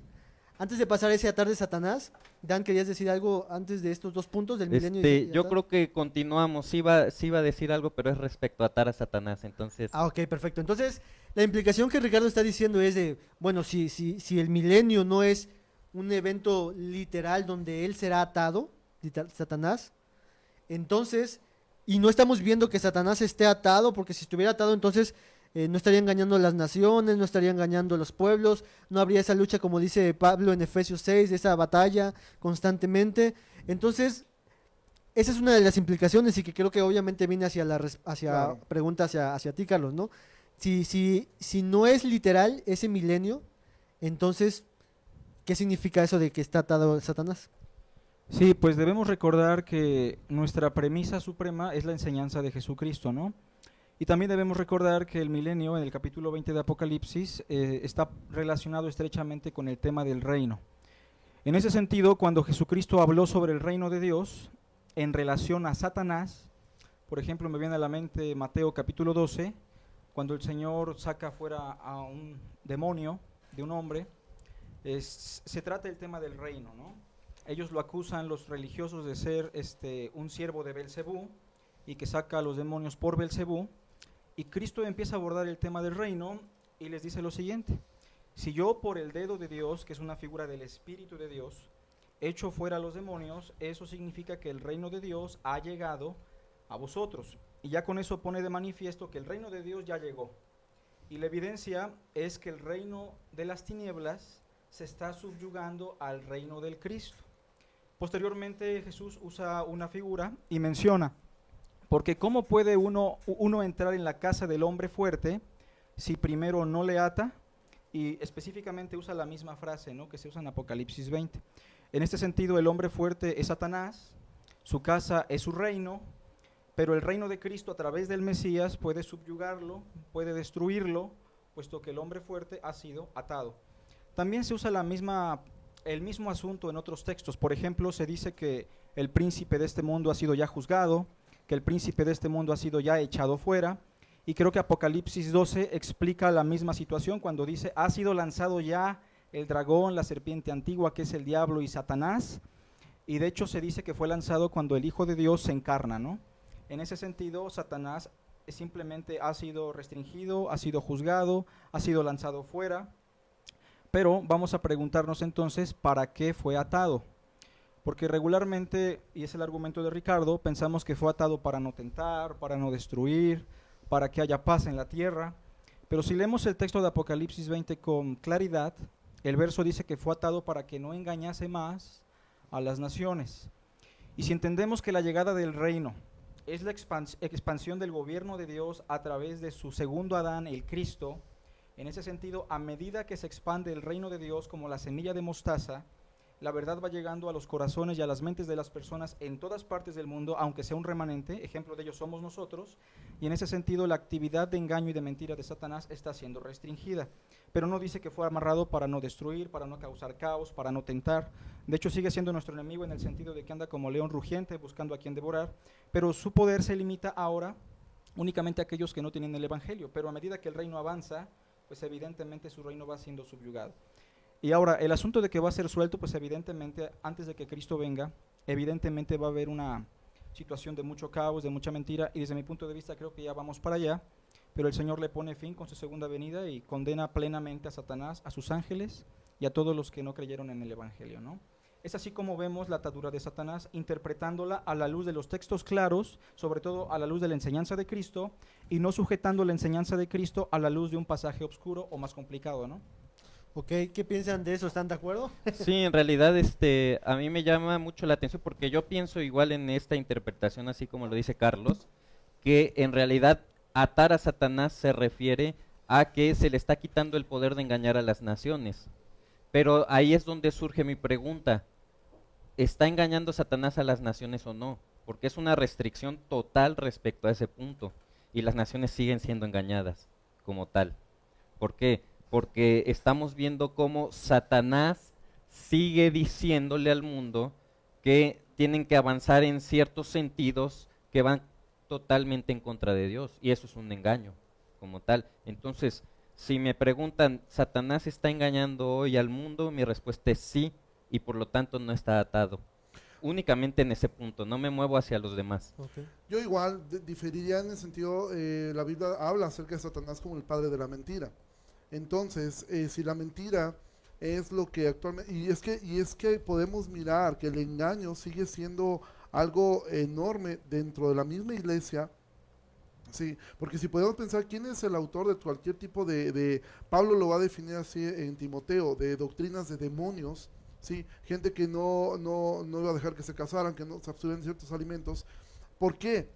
Constantemente se asocia a nosotros llamamos falsos maestros, porque Judas los refiere así, o sea que están engañados. Entonces, ¿quién es el engañador? Satanás. Entonces yo no podría mirar ese argumento como que, por ejemplo, un argumento común de la milenial es que sí está atado, pero no está atado, o sea, está como restringido, o sea, como que sí lo amarraron.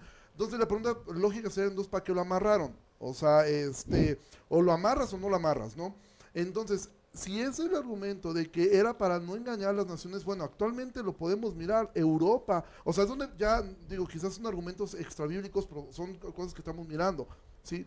Europa, la religión musulmana, el Islam está creciendo a pasos gigantados, el mundo está abrazando cada vez más una ideología de género.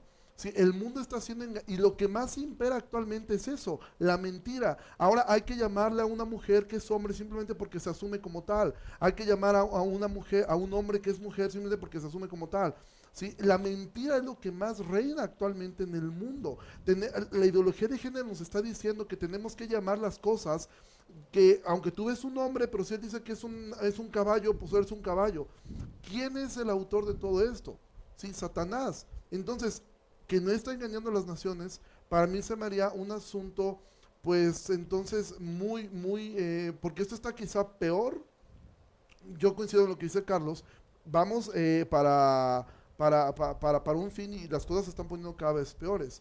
¿Por qué razón? Porque el mundo está abrazando cada vez más la mentira que la verdad del evangelio. Entonces, si abraza la mentira, está abrazando el engaño. ¿Y quién es el padre de la mentira? Satanás. Entonces, la restricción yo no la miro entonces como tal, porque Satanás sigue haciendo exactamente lo que Apocalipsis dice que no debería hacer, engañando a las naciones. Sí, bueno, me gustaría mencionar primero que no debemos interpretar los textos a la luz de lo que vivimos diario, ¿no? Uno de los errores más grandes es interpretar la Biblia a la luz de lo que estamos viviendo en nuestra época o en una época actual. Mencionábamos hace rato el posmilenialismo, ¿no? Cómo empezó a surgir en la época de la Revolución Industrial. Y bueno, eso llega a ser un peligro bastante grave. Debemos interpretar los textos a la luz del relato bíblico, sobre todo qué dijo el Señor Jesucristo, qué dicen las Escrituras.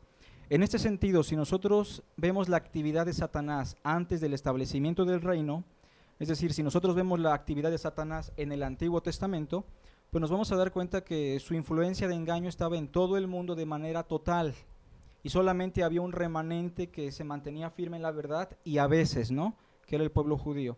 Pero cuando llega el reino, en todas las partes del mundo hay un remanente de personas que creen la verdad, que predica la verdad, que defiende la verdad. Y en ese sentido, el reino va propagando la verdad de Cristo, ¿no? Y la influencia de Satanás se va mitigando. Ahora, debemos recordar que el atar es simplemente un símbolo. Así como dice que fue sellado, así como se dice que fue atado, no debemos pensar precisamente que está amarrado por completo. Realmente cuando se quiere hablar de su aniquilación total, pues se hablan de otras figuras, ¿no? Pero primero vamos a determinar, ¿Jesús dijo que estaba atado, sí o no? Y la respuesta es sí. Ahora vamos a preguntarnos qué quiso decir Jesús con esto de que estaba atado. Si Jesús, Perdón, ¿cuándo dijo Jesús que estaba atado? en Mateo capítulo 12, cuando viene la predicación del reino, si quieren vamos para allá, perdón. Dice sí, está el prefijo. Vamos a buscar Mateo 12. Y recordemos ¿Qué que página es? Ah, capítulo 12. En lo que lo buscamos, hay Sí. una pregunta que está repitiendo mucho y que Claro, que adelante. contestes y que creo que todavía abonaría más a mi argumento, pero me gustaría escuchar que lo responda, la responda Sí. Carlos. O sea, obviamente esta es la actitud de la milenial y me encanta ver las preguntas que están acá de, ok, bueno, entonces, sí es cierto, entonces, ¿no podrá ser que ya desamarraron al diablo? O sea, ya está desamarrado el diablo.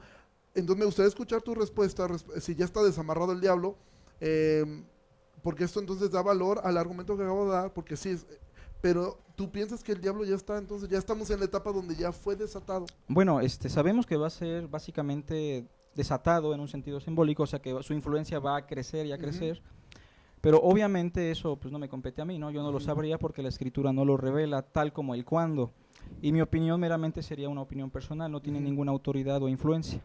O sea, la pregunta es, porque el texto dice en Apocalipsis 27, cuando los 1000 años se cumplan, Satanás será suelto de su prisión y estamos en estos tiempos y de que ya Satanás está atado y todo eso.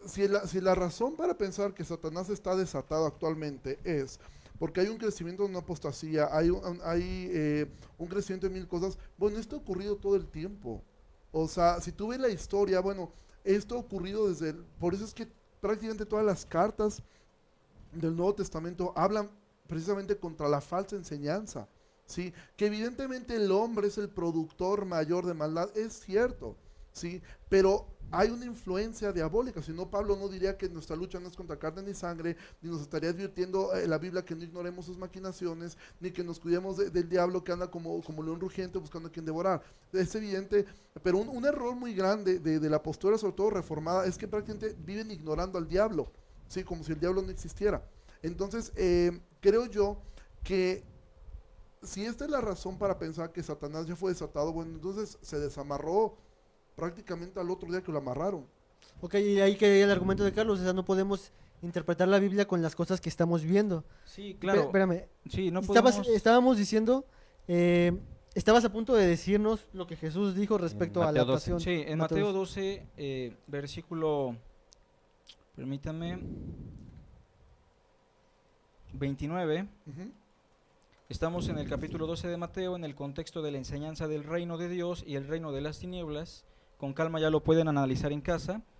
Bueno, Cristo les dice en el versículo 28, ¿no? Pero si yo echo fuera a los demonios por Belcebú, es el príncipe de las moscas, un título de Satanás, ¿por quién los echan vuestros hijos? Por tanto, ellos serán vuestros jueces. Versículo 28, pero si yo por el Espíritu de Dios echo fuera a los demonios, ¿cuál es la evidencia? Ciertamente ha llegado a vosotros el reino de Dios. Bueno, en primer lugar ya Cristo pone de manifiesto que el reino ya está, ¿no? Eso ya es clarísimo ahí. ¿Estamos de acuerdo en eso? ¿Ustedes, en lo que Jesús dijo, que ya llegó el reino? deben estar de acuerdo, ¿no? Sí, sí. No, pues sí, no, No, pues, si Jesús lo dijo, yo creo que sí, ¿no? Bueno, no, pues no sé. entonces primero se pone de manifiesto esto: el reino ha llegado a vosotros, evidencia el reino de Satanás ha sido subyugado, la evidencia es que yo saco fuera a los demonios, ¿no? Posteriormente empieza a usar una figura retórica en forma de pregunta y dice, versículo 29, porque ¿cómo puede alguno entrar en la casa del hombre fuerte y saquear sus bienes si primero no le ata? Recordemos, es una figura, no significa que lo amarró realmente con cuerdas o con una cadena. Pero entonces vamos a preguntarnos, ¿cuál es la casa del hombre fuerte? Pues es el reino de Satanás. ¿Quién es el hombre fuerte? Pues es Satanás. Y figurativamente se le ató. ¿Qué es lo que quiso transmitir Cristo con esto? Que su reino ha quedado restringido, porque en definitiva no ha sido aniquilado, ha sido restringido. Sin embargo, el reino del Cristo tiene un alcance mayor y tiene una potestad sobre el reino de las tinieblas, y así es como debemos interpretar el asunto del reino, y es por eso que consideramos que la atadura de Satanás en el capítulo 20 de Apocalipsis, pues es simplemente una amplificación simbólica de lo que el Señor ya dijo en este pasaje y en muchos otros, ¿no? Bueno, en el tipo de estudio que yo tengo, es lo que considero una interpretación alegórica. Lo que Jesús está diciendo. O lo que dijo. Lo que está diciendo Carlos. Ok, ajá. ¿Por qué? Porque está diciendo que esto significa algo que no se está definiendo aquí mismo. Aquí Cristo simplemente está diciendo, yo vengo con el poder de Dios a atar ese poder de poseer a gente, ¿no? Y es precisamente en lo que se está refiriendo Cristo, o sea, se está refiriendo a este acto en específico. Entonces, ¿dónde entra ese método alegórico? En venir y crear un nexo a una parte de la Biblia que aquí no me está dando la autoridad de que existe el nexo. Entonces, es un buen ejemplo para poder ejemplificar, válgase la redundancia, ¿verdad?, de lo que es el método histórico literal, como lo ve el dispensacional, y lo que es el método alegórico, que es sacar una enseñanza más allá de esto, de algo que no está diciendo aquí el pasaje. O sea, lo que tú dices es de que en el pasaje tú no ves que nos dé la autoridad para representar esa casa, como eso es lo que estoy entendiendo. Esa Sí, casa más bien como- no me está dando la autoridad de vincular esto con aquel pasaje. Con O sea, yo lo Apocalipsis veo 20. como algo con Apocalipsis 20, lo veo como un pasaje aislado de un hecho específico, pero se está vinculando directamente hacia una parte donde no encuentro un nexo que la Biblia misma me dé permiso de hacer. ¿Qué es lo que necesitarías ver en ese texto para que se vincule, digamos? Que Satanás en este momento tiene el reino como tal y que está siendo atado para no engañar más a las naciones, que es el tema de Hayal, del que estamos hablando. Ok. Me gustaría mencionar algo que menciona Dan. O sea, creo que en cuanto a lo que él menciona ahora, que Satanás tiene el reino, creo que incluso eso va en contra de la perspectiva del testimonio del Evangelio, ¿no? Cristo dijo, toda potestad me ha sido dada en los cielos y en la tierra, y decir que Satanás tiene el reino, pues sería básicamente contradecir la perspectiva del Evangelio del reino. Y desde la perspectiva apostólica, pues nosotros tenemos toda autoridad gracias a que el reino de Dios ha llegado, ¿no? Ahora bien, sabemos que esta es una figura, no es algo literal. Si fuera literal, pues todavía sería peor, ¿no? Satanás está amarrado en todo sentido. Pero en el mismo Evangelio de Mateo, capítulo 11, cuando los discípulos de Juan son encomendados por Juan para preguntarle a Cristo si él es el Mesías o esperan a otro, las implicaciones del reino van más allá de solamente sacar demonios. Si quieren acompañar Mateo 11, versículo 3, bueno, Juan manda a sus discípulos para preguntarle, ¿eres tú aquel que había de venir o esperaremos a otro? Respondiendo Jesús les dijo, id y haced saber a Juan las cosas que oís y veis. Número 1, los ciegos ven. Entonces el reino de Cristo implica sanación, ¿no? Sabemos que muchas de las enfermedades por el contexto de los evangelios eran causadas por el diablo, ¿no? Después dice, los leprosos son limpiados, lo mismo. Los sordos oyen, los muertos son resucitados y a los pobres es anunciado el evangelio. En el contexto de Marcos dice el evangelio del reino. En ese sentido, el evangelio del reino no solamente implica subyugar a Satanás en cuanto a las posesiones demoníacas, sino en cuanto a que a toda potestad le ha sido quitada, ¿se entiende? A medida que el reino va avanzando. En ese sentido, nosotros que somos de Cristo, somos un pueblo bajo la potestad de Cristo de forma plena, ¿no? Y no bajo la potestad de Satanás. ¿Por eso te refieres como reino? ¿Algo quieren decir? Sí, en realidad, por ejemplo, aquí lo que nos comenta Carlos es lo que vino a hacer que incluso un día en Lucas capítulo 4 viene Cristo y entra en la sinagoga, ¿verdad? Y toma este pasaje de Isaías 61 y dice, el Espíritu de Dios está sobre mí Por cuanto Jehová me ha enviado a predicar buenas nuevas a los abatidos, a vendar a los quebrantados de corazón, a publicar la libertad a los cautivos y a los presos apertura de cárcel, a proclamar el año de la buena voluntad de Jehová. Y ahí paró y cerró el libro. Cristo. Y entonces los ojos de todos, dice Lucas capítulo 4, estaban fijos sobre él. ¿Por qué? Porque le faltó decir, y el día de la venganza del Dios nuestro. ¿Okay? Entonces, efectivamente, Cristo vino a cumplir en una primera etapa lo que él tenía que hacer. Pero si verdaderamente el reino de Dios hubiera sido instaurado, dice la palabra, los suyos vino, mas los suyos no le recibieron. O sea, ese reino que él traía no lo recibieron como tal. El tipo de reino del cual habla. Entonces, no se dio por lo tanto el día de la venganza del Señor y no vino a ordenar a los afligidos de Sión, se les dé gloria en lugar de ceniza, óleo en lugar de luto, manto de alegría en lugar de espíritu angustiado. Es decir, Cristo vino a ofrecer ese reino, pero sabemos que ese reino fue rechazado. Por lo tanto, sabemos que entonces el reino es extendido a un pueblo que no era su pueblo, que es los gentiles, ¿verdad? Entonces, yo como tal, estamos presuponiendo esta parte de Satanás atado por 1000 años bajo la perspectiva milenial. Pero donde yo veo que perfectamente se puede cumplir esa atadura de Satanás es en el reino milenial de Cristo, donde no va a poder engañar a las naciones, donde Cristo va a estar sentado en el trono de Jerusalén y entonces las naciones subirán a adorar a Cristo como tal físicamente ahí en Jerusalén y entonces durante ese periodo de 1000 años no va a haber engaño. ¿Ok? Entonces esa es la perspectiva que yo puedo ver desde la manera dispensacional y también de la manera premilenial, donde se va a cumplir perfectamente que Satanás está atado y no está engañando a las naciones.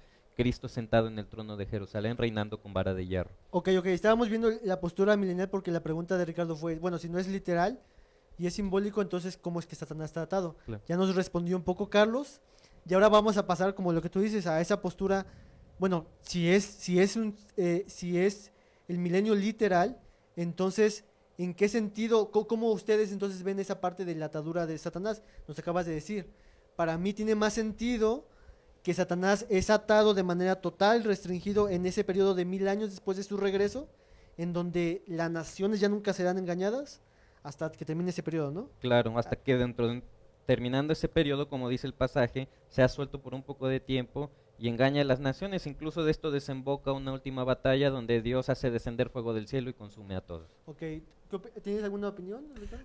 No, o sea, prácticamente pienso yo eso, o sea, la única forma de colocar un reino milenial, a mi forma de mirarlo, es esto, o sea, cuando Cristo venga, Jesús dijo de establecer un trono en la tierra. Dijo, verán al Hijo del Hombre venir con sus ángeles y establecer un trono. Entonces, yo por esa es la razón por la cual miro la necesidad de un milenio literal, porque es el único espacio también donde se puede dar un cumplimiento a un montón de profecías del Antiguo Testamento que no tienen un cumplimiento, solamente pudieran tener un cumplimiento en un reino milenial. Ahora, si necesito un reino milenial literal o en un espacio de tiempo, hay muchas profecías del Antiguo Testamento que entonces nunca tuvieron un cumplimiento, ¿sí? De forma literal. Ahora, obviamente, aquí podríamos, y nos llevaría aquí toda la noche, poder ver muchas de estas profecías, cómo es que el cumplimiento literal de cuando eran profecías que tenían que ver con sucesos, digamos, malos para Israel, se cumplían de manera literal, ¿sí? Por ejemplo, Jeremías profetizando que vendrían los caldeos, y se cumple de manera literal, ¿sí? Y de la misma forma, cuando se dan profecías de restauración, pues entonces es donde la milenial hace una separación entre las consecuencias, se cumplen de forma literal, las bendiciones se cumplen de manera espiritual para la iglesia. Entonces, el único momento de espacio y tiempo donde podríamos acomodar muchas de las profecías del Antiguo Testamento es en lo que la Biblia llama este tiempo de milenio. Entonces, esa es una de las razones por las cuales yo lo veo así. Ok, perfecto. Ya tenemos 1h30, tenemos 101 personas que nos están viendo. Yo sé que hay muchos comentarios, aquí tenemos a nuestro secretario que ya me está apurando y con la S de ya córtenle. Ya se están acabando las baterías, ¿no? Ajá, ya van a cerrar los locales para ir a comer ahorita en un ratito. Hay un tema recurrente que acaban de decir respecto al reino. El reino de Dios ha llegado, el reino del reino. Y eso creo que es lo que vamos a abordar ya la próxima semana, ¿no? ¿Les parece? Cristo está reinando, ya está inaugurado el reino y el reino de Dios está entre nosotros. porque de lo que acaban de comentar, decían que el milenio es el lugar donde el reino de Dios será establecido. Ajá. Entonces, ¿cómo es que lo ven cada una de las posturas el reino de Dios en ese punto? Entonces, yo creo que vamos a terminar en este momento. ¿Algo más que quieran decir del punto del milenio, del punto del atar Satanás? ¿Estamos de acuerdo todos? Ese es el punto. No, pues no. Ok. Bueno, básicamente es decir lo mismo, ¿no? Creo que el tema medular del capítulo 20 es el reino. Y en torno a ese eje, pues Satanás, su atadura, el número, todo gira en torno al eje del reino, ¿no? En ese sentido, pues yo animaría a la audiencia, a los hermanos, a las congregaciones, a que estudien la enseñanza del reino a la luz de Jesús, a la luz de los textos que son prosa, y posteriormente puedan ellos mismos personalmente sacar sus conclusiones de lo que dicen los textos apocalípticos, proféticos, etcétera, ¿no?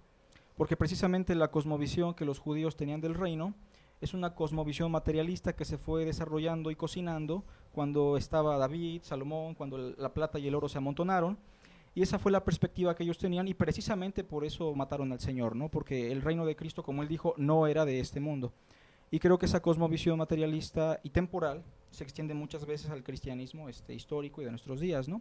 Pero claro que cada quien puede tener su opinión, es muy respetuosa, y la audiencia pues es exhortada para que examine el asunto del reino sobre todo, y creo que habrá más tiempo después, ¿no?, para charlar sobre ello. Perfecto. ¿Algo quieras decir, Dan, a todos los que... Sí, en realidad todas las aplicaciones y lo que vemos que Cristo dijo que queremos aplicar a esta época de la iglesia, si ustedes recuerdan, Cristo habló únicamente 2 veces de la iglesia, en Mateo 16 y Mateo 18, uno de la iglesia universal y otro de la iglesia local, ¿verdad? Entonces, a la luz del dispensacional, Cristo nunca habló de lo que iba a pasar en el periodo de la iglesia, porque iba a ser un misterio que iba a estar oculto hasta que se lo diera a una persona específica que iba a ser Pablo, y cómo a través de él, y sabemos que también a través de Pedro, porque se le dieron las llaves del reino, sería abierto el evangelio al mundo gentil.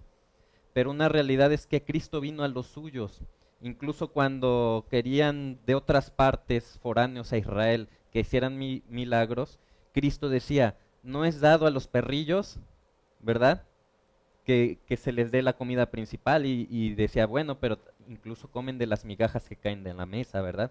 ¿Por qué? Porque Cristo vino a cumplir inicialmente algo que quería hacer con su pueblo Israel, pero a los suyos vino y los suyos no le recibieron, y entonces se abre un panorama ya hacia los gentiles a partir de esto.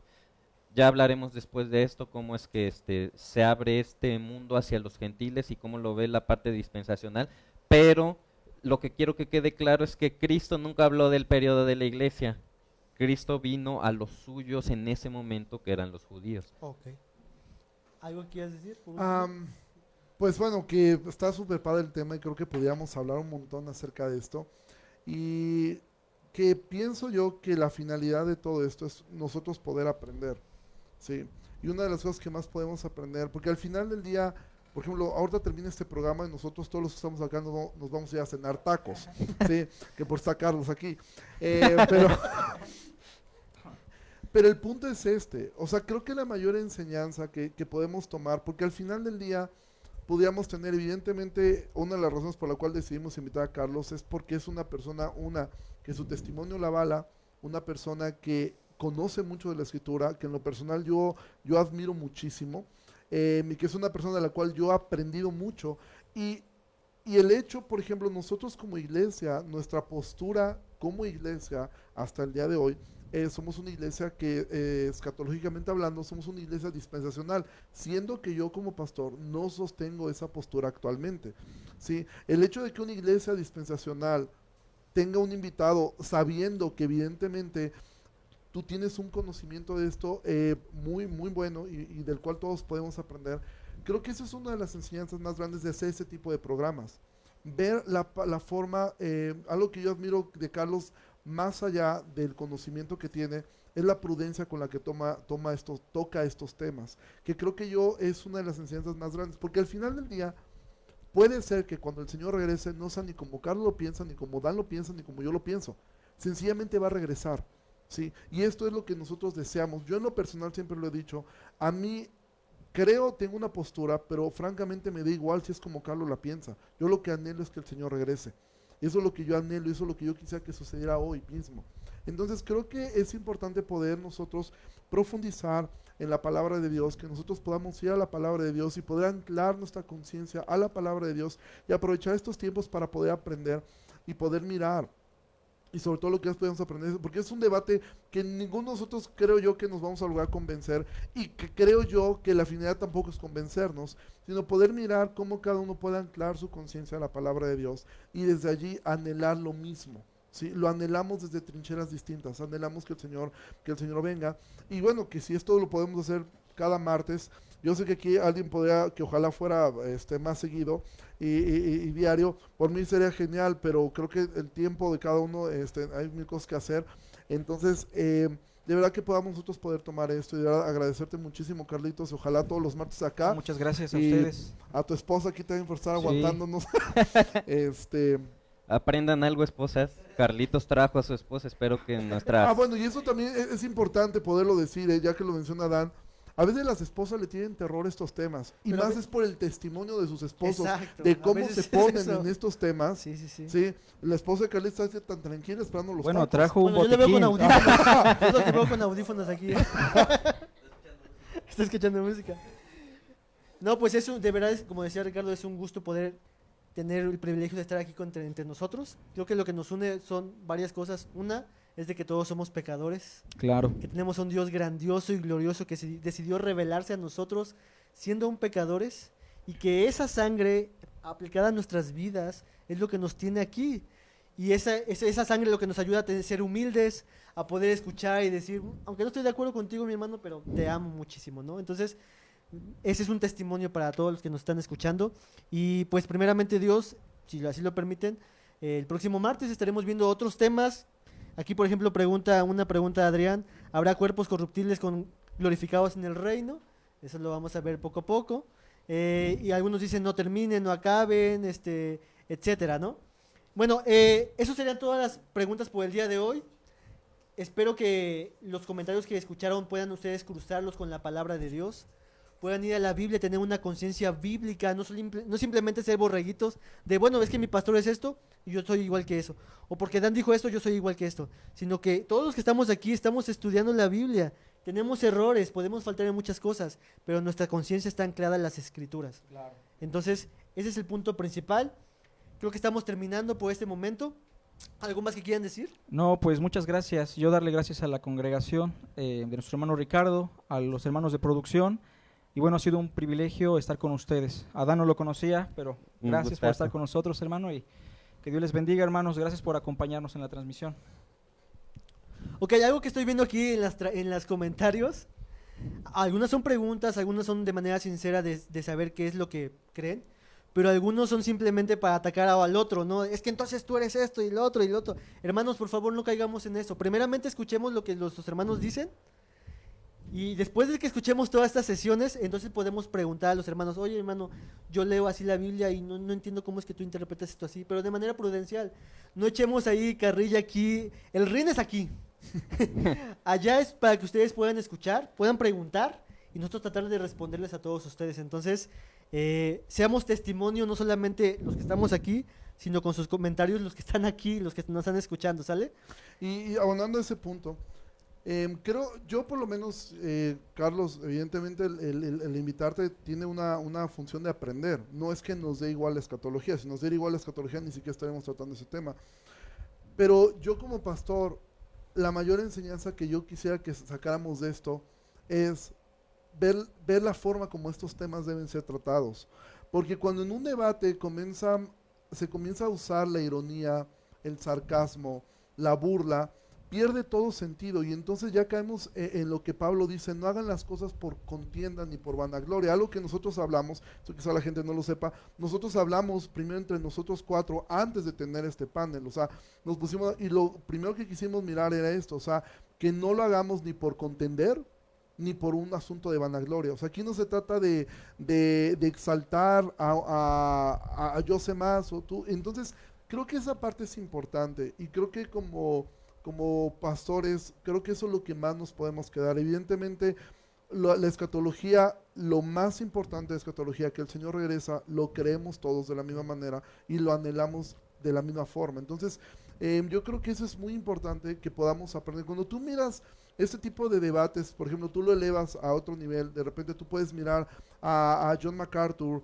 a Archie Sproul, cuando él vivía, la manera como abordaban estos temas, la manera como abordan estas diferencias, hombres como Sujel Michelin, con un dispensacional, esa parte de respeto.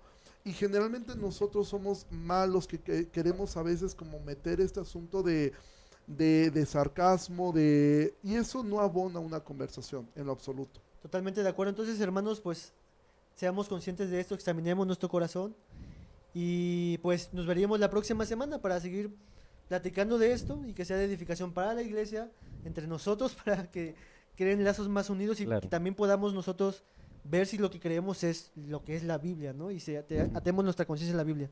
Y bueno, antes de terminar vamos a orar, ¿les parece? Claro que sí. ¿Nos puedes acompañar? Sí, claro. Padre, te damos las gracias porque tú nos unes en la sangre de Jesucristo.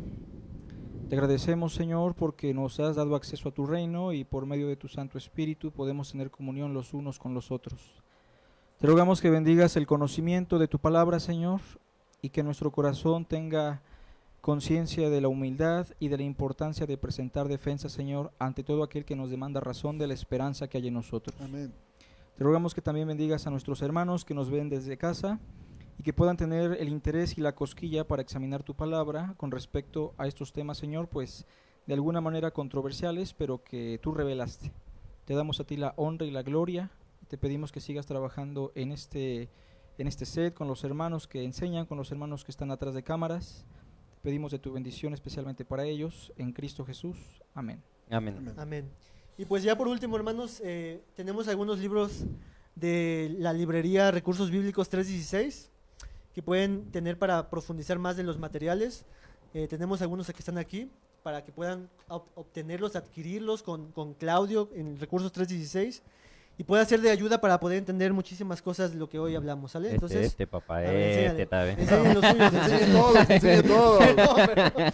Aquí están los libros. Después les vamos a, bueno, Recursos 316 va, me imagino que publicarlos para que puedan ser de su conocimiento.